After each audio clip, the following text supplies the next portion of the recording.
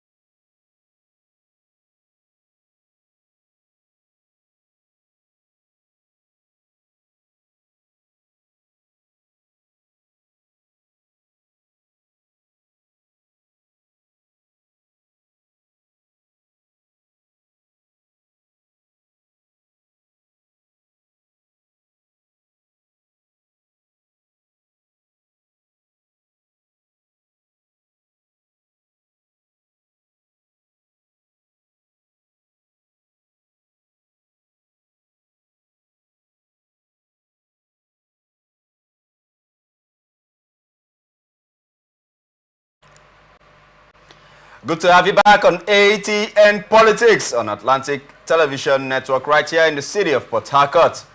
I remain your host, Raymond Ken Mbata, and our guest today is a socio-political analyst. I'm talking of none other than Comrade Michael C. Gabriel. Pleasure having you on ATN Politics, Thank sir. you very much for having me. You're welcome, today. sir. Thank you. It's a pleasure. All right. The first story on the menu today, the People's Democratic Party on Tuesday tackled the Deputy Speaker of the House of Representatives, Benjamin Kalu, over his Monday declaration that all Progressive Congress would capture Abia State come 2027. A video shared on social media by Kalu on Monday captured him saying that as the number 6 state for his state to be ruled by the Labour Party. He vowed that Governor Labour Party will be unseated, adding that OT will be the one and the last LP governor in the state. But in a statement on Tuesday, the opposition PDP tackled Kalu, accusing him of turning history upside down on other than to set the records straight. And in the statement signed by the head of the Abraham Ama, the Abia PDP, said that being the Deputy Speaker of the House of Representatives does not give Kalu the right to speak for the people of Abia State. All right, sir. Yeah. We have a situation at hand here where there's this statement made by Benjamin Kalu, the Speaker, sir.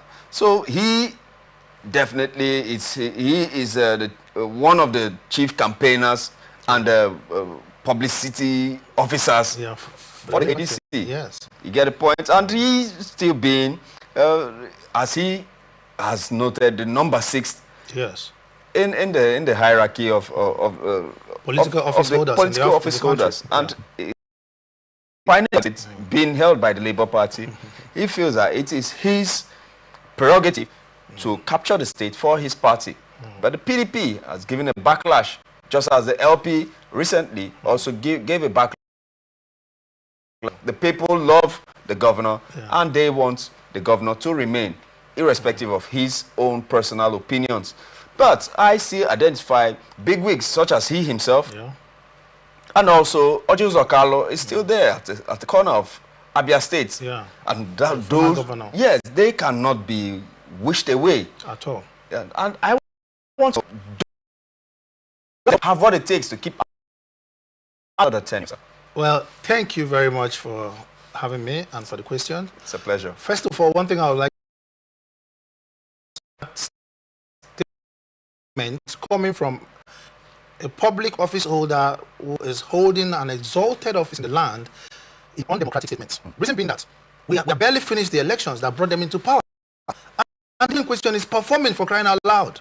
If you look at the trajectory, you will see that in the next 4 years, Abia State will never be the same. Even the lives of the citizens of Abia State will not be the same from what we are seeing.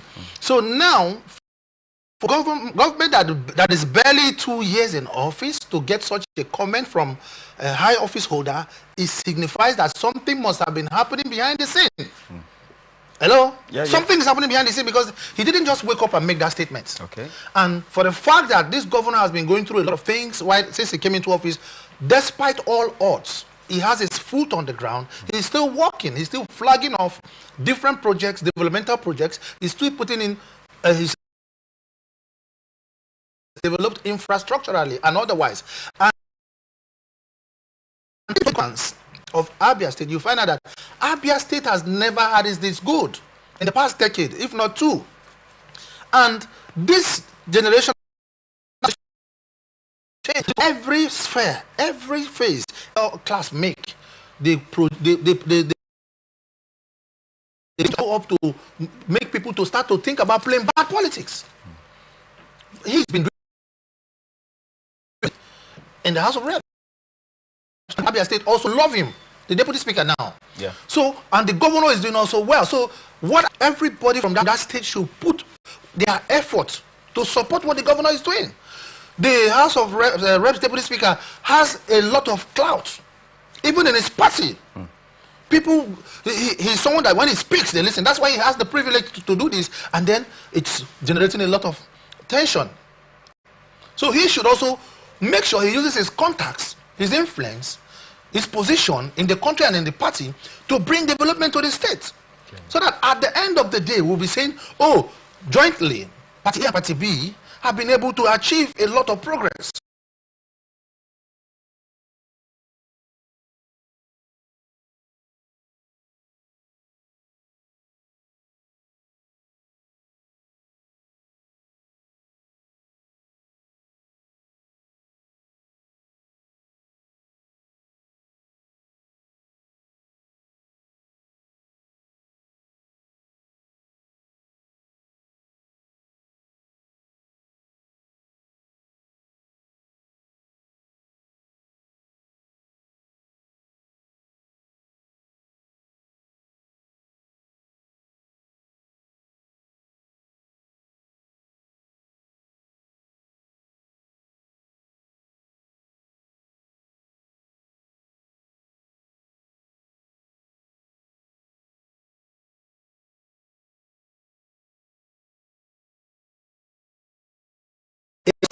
Situation. For crying out loud, certain states that are enjoying some of the benefits they have now, because they, the governors, become stooges to the masters, to the people who dictate the pace of the dance, that the drums and the dance that they are dancing, and they would also fulfill the whims and caprices of their masters. But for the fact that we have governors in different states that were put by the people, they need support. So the tsunami that they said in quotes is, okay, the government of the day have seen that the governor is doing something reasonable, because nobody wants to go and be part of a state that is not working.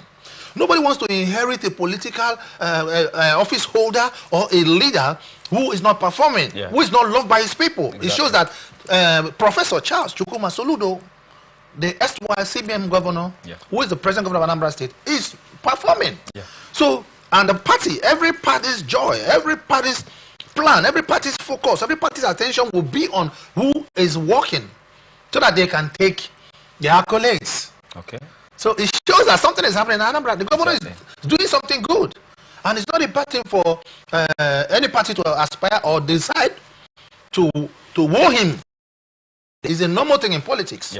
People want to be on the winning side. Would you be shocked if Alex Oti moves over? Well, you know, when being that the Labour Party have their own quest. When it comes to politics, we first of all look at the human nature. Okay. First of all, we're all humans. Nobody wants to be irrelevant. Secondly, we look at the rhythm of leadership. Nobody wants to be out of power, especially when you have something to offer. You know, it's painful when you sit in your house and you know that you actually have something to contribute, and you are not given the opportunity because you don't know you, and you're not in that ruling class. So everybody wants to strive to be in the news, to be in the position to deliver. So I don't blame anyone who wants to move to any party, but my own is that whatever party you find yourself in, the right things need to be done. The people in Abia State, if you go to Abia State now and check the indices, check the statistics, you find out that even though it's not yet Uhuru, a lot of people are beginning to even relocate back to Abia State. A lot of people who left Abia State, people are bringing their investments home.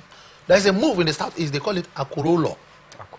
A lot of people from the southeasterners are bringing some of their investment, and it's a good rhythm for the southeast region. It is good for the people of the southeast and other people and other surrounding citizens. So if the governor decides that he wants to move to APC, APC has his friends. Like minds like him. APC as a party has great people. PDP has great people. Virtually all the political parties have great people. Come on, give it to Nigerians. Nigerians are smart people. Nigerians are intelligent. Nigerians has some of the best leaders that you can think about in Africa. Given the kind of innovations that we find in our society. Coming, first of all, to the educational sector. Even the poorest school just to escort you to your hometown. Or do you want to be that leader that can come down from your convoy and array of cars and walk in between and miss your people? Back to my people, Abia State. And he goes to see the president. The commander-in-chief and the commander-in-chief is able to sign an immunity and amnesty for Nnamdi Kanu, Yeah. Mazi. Wow. And is that enough to win the state for APC? Well, anything that is worth doing to ensure that the Southeast is in peace is worth doing. Is worth doing well. So is Ben Carlo wrong in saying that he wants APC in the state? I believe that he is not wrong, but the way and manner and the time and season. Because away from the political talk of having structures and all of that, now, if you have the heart of the people by the virtue of what you've been able to put in place for them in terms of infrastructure and development and the plans you have for the future, the people will see you as someone who is very close to their hearts. Yeah. So away from all the political gimmicks and hula and all the things that are happening behind the scene, Exactly. once you are able to deliver, which I believe the present governor of Okay.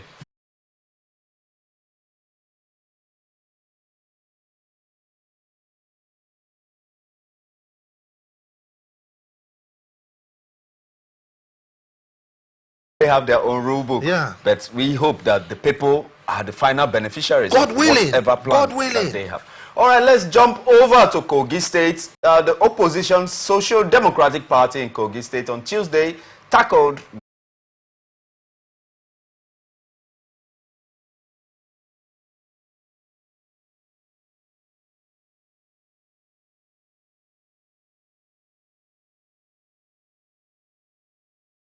what is the reason and for their country? Well, you know, when you look at the trajectory, we've gone way beyond the eras where people focused more on. Now we're talking AI, artificial intelligence, and one of the vehicles is the human capacity development. Exactly. And that's the era that we're in. So empowerment, people who need them, is good for every society. Okay. But when it's targeted at making sure that people who play certain roles during the election are rewarded, then permit me to attribute it to executive rascality. Because for one man to have as much as having a meeting with 1,000 people more than twice in a